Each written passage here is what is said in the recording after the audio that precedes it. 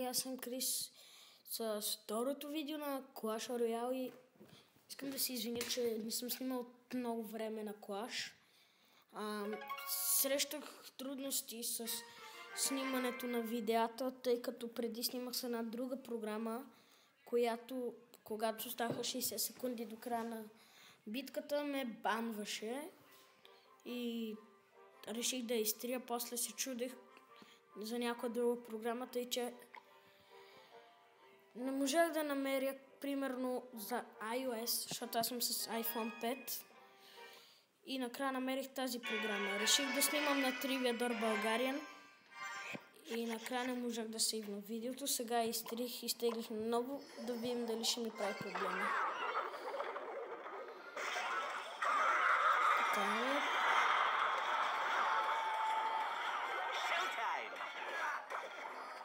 Извинете, ако бъгва малко видеото, тъй като на мен малко ми бъгва.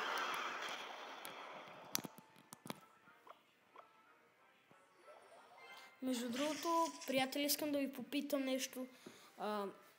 Случайно знаете ли как да направя, примерно като румбата BG Gaming, отстрани да излезне фон, някаква картинка? Защото смятам, че ще изглежда много добре така.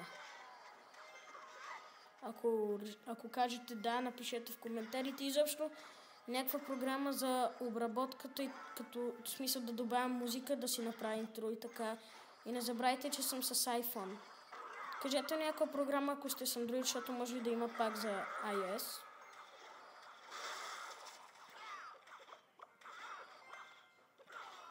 Тук барберините почти ми взимат аура. Но битката не остава решена. Пак Гоблин Барел взимат някакъв демидж.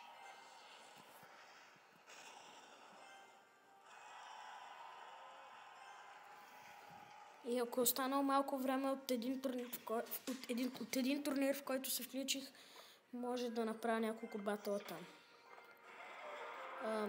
Така, докато имах тия затруднения с скрин рекордера, имаше чест опенинг на 2 Giant честа, един Magical и един Epic чест. Много ми беше гадно, че не можах да ви го покажа. Да ви покажа тези чест опенингове. Защото смятам, че на вас щяха да ви харесат.